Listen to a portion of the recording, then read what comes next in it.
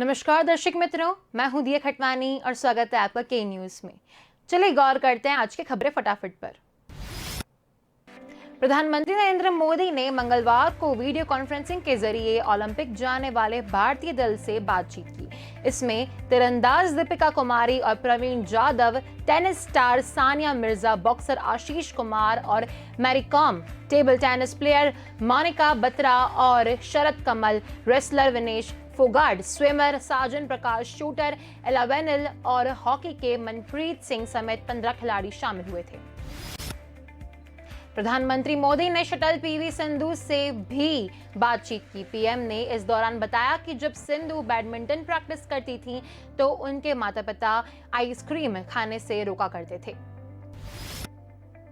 PM ने सिंधु से कहा कि टोक्यो में आपकी सफलता के बाद मैं आपके साथ ही आइसक्रीम खाऊंगा।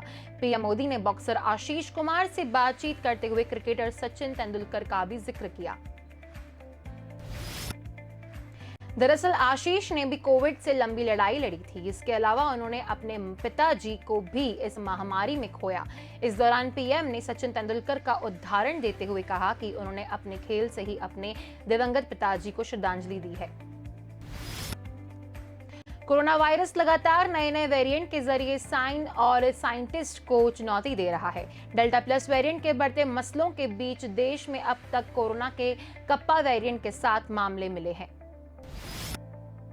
डेल्टा की तरह कप्पा भी कोरोना वायरस का डबल म्यूटेंट है। राजस्थान की राजधानी जयपुर का एसएमएस मेडिकल कॉलेज, दिल्ली के अब एक लैब और पुणे के नेशनल इंस्टीट्यूट ऑफ वायरोलॉजी में जीनोम सीक्वेंसिंग यानी वेरिएंट की पहचान के लिए कोरोना के पॉजिटिव सैंपल भेजता है। इसी सिलसिले में दूसरी लहर के दौरान 174 सैंपल भेजे गए थे। इनमें से 166 सैंपल डेल्टा वेरिएंट के और 5 कप्पा वेरिएंट के पाए गए। इसी तरह उत्तर प्रदेश की राजधानी लखनऊ के किंग जॉर्ज मेडिकल कॉलेज में 109 सैंपल की जीनोम सीक्वेंसिंग में 107 सैंपल डेल्टा प्लस और 2 सैंपल कप्पा वेरिएंट के मिलेंगे।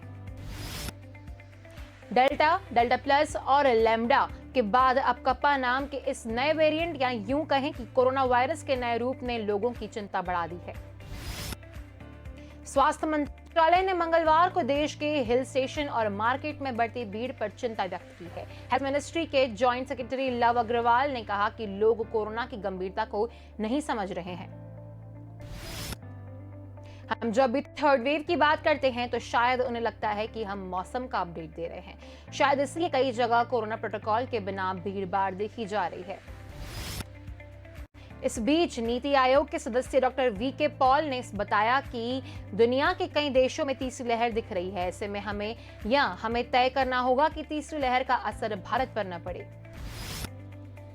उन्होंने कहा कि इस वक्त हर दिन दुनिया भर में 3.90 लाख नए केस सामने आ रहे हैं, जबकि दूसरी लहर के दौरान 9 लाख केस सामने आ रहे थे।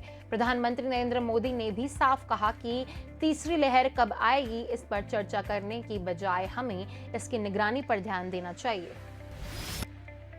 देश में कोरोना महामारी की दूसरी लहर की रफ्तार अब धीमी पड़ गई है, लेकिन इसके विपरीत केरल और महाराष्ट्र समेत कई राज्यों में तेजी से संक्रमण के मामले बढ़ रहे हैं, जिन्हें तीसरी लहर से जोड़कर देखा जा रहा है। वहीं देश में भी कोरोना के दैनिक मामलों में उतार चढ़ाव जारी है। बुधवार को देश में बीते 24 घंटे में 40,215 नए कोरोना मरीज मिले हैं और 623 लोगों की संक्रमण के चलते मौत हो गई। इसे एक दिन पहले यानी मंगलवार को 118 दिन बाद सबसे कम 31,443 नए मरीज मिले थे और 546 लोगों की संक्रमण से जान चली गई। कोरोना का कहर कम होने के साथ ही राज्यों में अनलॉक प्रक्रिया जारी है। बाजारों और हिल स्टेशन पर लोगों की भीड़ देख प्रधानमंत्री नरेंद्र मोदी ने चिंता जताई। पीएम ने कहा कि आप लोगों को तीसरी लहर को रोकने के लिए अपनी मौज मस्ती पर विराम लगता होगा और सतर्क रहना होगा। चीन के वुहान से लौटने वाली देश की पहली कोरोना मरीज करीब 1.5 साल बाद फिर पॉजिटिव हो गई है। केरल के त्रिशूर में रहने वाली मेडिकल स्टूडेंट दिल्ली जाना चाहती थी, इसलिए उसे आरटी-पीसीआर टेस्ट करवाया। उसकी रिपोर्ट मंगलवार को पॉजिटिव आई। त्रिशूर की डीएमओ को डॉक्टर केजे रीना ने बताया कि उसे बिना लक्षण वाला संक्रमण है। जैसे ही 20 साल की उस छात्रा की रिपोर्ट पॉजिटिव आई, अब हैरान हो गई। इंडियन एक्सप्रेस की रिपोर्ट के मुताबिक मेडिकल स्टूडेंट ने अब तक वैक्सीन का एक भी डोज नहीं लिया है। त्रिशूर जिले के माथिलाकम ग्राम पंचायत की रहने वाली है और चीन के वुहान में रहकर मेडिकल की पढ़ाई कर रही है। हालांकि 23 जनवरी 2020 को भारत लौटने के बाद वह वापस वुहान नहीं गई है और ऑनलाइन पढ़ाई कर रही है। साल 30 जनवरी को उसकी रिपोर्ट कोरोना पॉजिटिव आई थी। त्रिशूर के सरकारी मेडिकल कॉलेज में चले इलाज के बाद वह ठीक हो गई थी। मथिकालम ग्राम पंचायत की हेल्थ इंस्पेक्टर शिवा ने कहा, वुहान से जो स्टूडेंट लौटी उसने सबसे पहले मुझे ही घर आने की जानकारी दी थी। उत्तराखंड में इस साल भी कांवड़ यात्रा रद्द कर दी गई है। उत्तराखंड की पुष्कर सिंह धामी सरकार ने कोरोना की वजह से यह फैसला किया है। इससे पहले भी मुख्यमंत्री पुष्कर सिंह धामी ने पहले ही कोविड कांवड़ यात्रा रद्द करने के संकेत दिए थे। उन्होंने कहा था कि कांवड़ यात्रा आस्था की बात जरूर है, लेकिन लोगों की जिंदगी भी दांव पर नहीं लगाई जा सकती। उन्होंने कहा था कि यह भगवान को भी अच्छा नहीं लगेगा कि कांवड़ यात्रा के कारण लोग कोविड से अपनी जान गंवाएं। वहीं उत्तर प्रदेश में कांवड़ यात्रा स्थगित नहीं कर दी गई है। सीएम योगी आदित्यनाथ ने टीम 9 को निर्देश दिए हैं कि पारंपरिक कांवड़ यात्रा कोविड प्रोटोकॉल के साथ ही सकेगी। योगी ने कहा कि कोरोना संक्रमण के संबंध में विशेषज्ञों के भविष्य के आकलनों को ध्यान में रखते हुए कांवड़ यात्रा कराई जाए। देश में कोरोना संक्रमितों की मौत में 27 दिन बाद अचानक उछाल आया है। पुलिस की सरकारी वेबसाइट हैक कर दी गई है। एक्सप्रेस ने इसे 6 घंटे में वापस रिकवर कर लिया। हैकर्स ने एडिशनल एसपी जोन 2 के सभी अधिकारियों के नाम के आगे हैक्ड बताया मोहम्मद बिला, फ्री कश्मीर और पाकिस्तान जिंदाबाद लिखा था। प्रदेश के डीजीपी और आईजी इंदौर के प्रोफाइल की जगह तिरंगे झंडे को गलत तरीके से लगाया गया था। इस घटना के बाद हड़कंप मच गया था। फिलहाल पुलिस ने इस पर अभी कुछ बोलने से इनकार कर दिया है। आरोपियों की तलाश भी जारी है। मंगलवार को हैकिंग की खबर पता चलते ही इंदौर क्राइम ब्रांच की साइबर टीम हरकत में आ गई थी। वह वेबसाइट रिकवर करने के बाद हैकर्स की जानकारी जुटाने की कोशिश कर रही है। इस घटना पर पुलिस के वरिष्ठ अधिकारी मीडिया के कोई चर्चा नहीं कर रहे हैं। मोहम्मद बिलाल नाम का पाकिस्तानी होकर पहले दिल्ली बीजेपी की वेबसाइट पर भी एक हैक कर चुका है। नवंबर 2019 में दिल्ली बीजेपी की वेबसाइट हैक कर भी पाकिस्तान और कश्मीर जिंदाबाद लिख पाया है। बड़े शब्दों में लिखा था 27 फरवरी, याद है ना। हिमाचल प्रदेश और उत्तराखंड सहित कई पहाड़ी राज्यों में बारिश का कहर जारी है। बारिश के बाद हुई लैंडस्लाइड के कारण हिमाचल के 10 घर बह गए। हादसे में 3 लोगों की मौत हो गई, जबकि एक एमबीबीएस की छात्रा सहित 12 लोग लापता हो गए हैं। हिमाचल के नगरोटा बंगवा में 10 साल की लड़की बह गई, जिसकी लाश 300 मीटर दूर मिली। वहीं टूरिस्ट स्पॉट बागमुसांग में 12 कारें और 1 दर्जन से ज्यादा मोटरसाइकिलें बह गई। धर्मशाला के चेतरू गांव में मांझी नदी अपना रास्ता बदलकर सड़क पर बहने लगी है। उधर बिहार के मुजफ्फरपुर में बारिश के कारण सड़कें नदी में तब्दील हो गई हैं। यहां नाव चलानी पड़ रही है। पटना सहित बिहार के कई जिलों में रुक रुक कर बारिश हो रही है। मुजफ्फरपुर में तो हालत इतने खराब हो चुके हैं कि सड़कों पर नाव चलानी पड़ रही है। लोग छतों पर रहने को मजबूर हो गए हैं। नेपाल में सुप्रीम कोर्ट के आदेश के बाद आखिरकार सियासी ड्रामा थम गया। नए प्रधानमंत्री शेर बहादुर देउबा ने मंगलवार को शपथ ले ली है। हालांकि शपथ से 1 घंटे पहले देउबा ने अपने अपॉइंटमेंट लेटर में संवैधानिक कॉलेज का जिक्र नहीं किया है और शपथ लेने से इनकार कर दिया है। इससे पहले राष्ट्रपति विद्या देवी भंडारी ने सावधानी के आर्टिकल 76 के मुताबिक मंगलवार सुबह देउबा की नियुक्ति को मंजूरी दे दी थी। नेपाल की सुप्रीम कोर्ट से सोमवार को उन्हें 2 दिन के भीतर प्रधानमंत्री बनाने का आदेश दिया था। इससे साथ ही कोर्ट ने भंग पड़ी संसद को बहाल कर दिया था। नेपाल में 4 बार प्रधानमंत्री रह चुके देउबा को भारत समर्थक माना जाता है। 2017 में प्रधानमंत्री बनने के बाद वे दिल्ली आकर पीएम नरेंद्र मोदी से मिले थे। देउबा सरदार भारत के साथ आर्थिक रिश्तों से लेकर मदेशियों के मामले में नरम रवैया दिखाते रहते हैं। नेपाल राष्ट्रपति विद्या देवी भंडारी ने प्रधानमंत्री केपी शर्मा ओली की सिफारिश पर 22 मई को संसद भंग कर दी थी।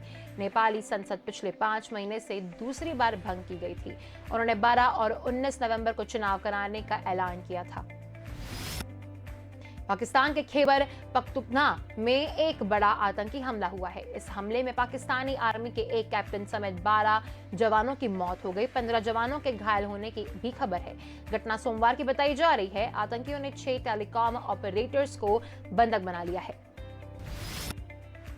हमले के पीछे बंदित आतंकी संगठन तहरीक ए तालिबान पाकिस्तान का हाथ बताया जा रहा है।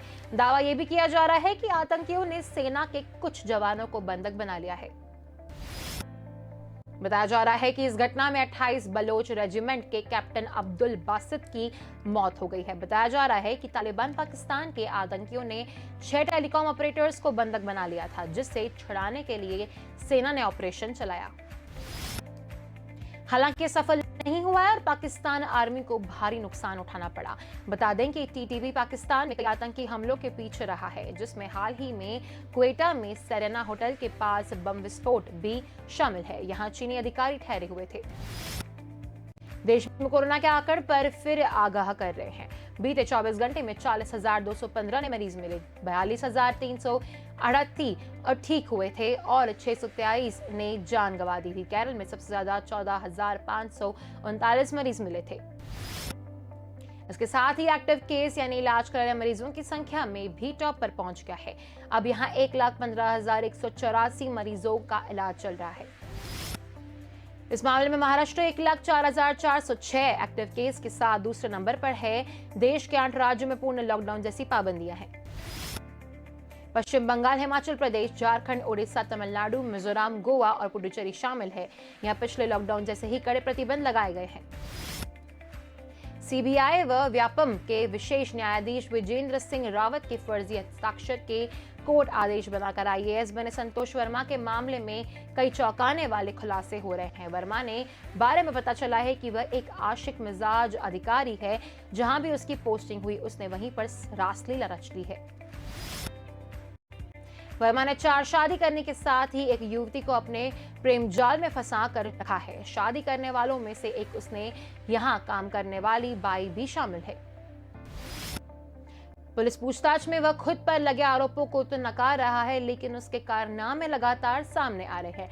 रिमांड खत्म होने पर पुलिस उसे बुधवार को कोर्ट में पेश करेगी। उधर सूत्रों की माने तो 1-2 दिन में उस पर निलंबन की गाज गिर सकती है। जानकारी के अनुसार वर्मा ने 4 शादी की और एक युवती को अपने प्रेम जाल में फंसा कर रखा। रीवा में सांख्यिकी की अधिकारी रहते हुए वर्मा को उन्हीं के लिए कहां काम करने वाली युवती से प्रेम हो गया, जिसके बाद वे विवाह बंधन में बंध गए। मध्य प्रदेश में अब पारिवारिक मामलों में लोगों को थाने आने की जरूरत नहीं है। मध्य प्रदेश राज्य विधिक सेवा प्राधिकरण और मध्य प्रदेश पुलिस एक पायलट प्रोजेक्ट का संचालन करने जा रहे हैं। इसमें पुलिस की ऊर्जा डेस्क से आने वाले मामलों को ऑनलाइन मध्यस्थता के द्वारा सुलझाया जाएगा। यह प्रक्रिया पूरी तरह से ऑनलाइन है, इसलिए दोनों पक्षों को घर से ही अपना पक्ष रखना होगा। इससे थाने में झगड़ा या विवाद होने की स्थिति भी खत्म हो जाएगी। महिला प्रकोष्ठ भोपाल की डीएसपी निधि सक्सेना ने बताया कि भारत में इस तरह की पहली पहल है। इस परियोजना को शुरू करने के लिए भोपाल, जबलपुर और ग्वालियर कुल 3 जिलों में अभी पायलट प्रोजेक्ट के रूप में किया जा रहा है। सफल होने पर इसमें विस्तार किया जाएगा। उन्होंने बताया कि मध्य प्रदेश पहले राज्य होगा जहां आम जनता को अपने विवादों को पूरी तरह से ऑनलाइन हल करने का अवसर मिलेगा। इसका फायदा रहा होगा कि लोगों के समय की बातचीत के बाद से वहां जाकर चक्कर लगाने की जरूरत नहीं होगी।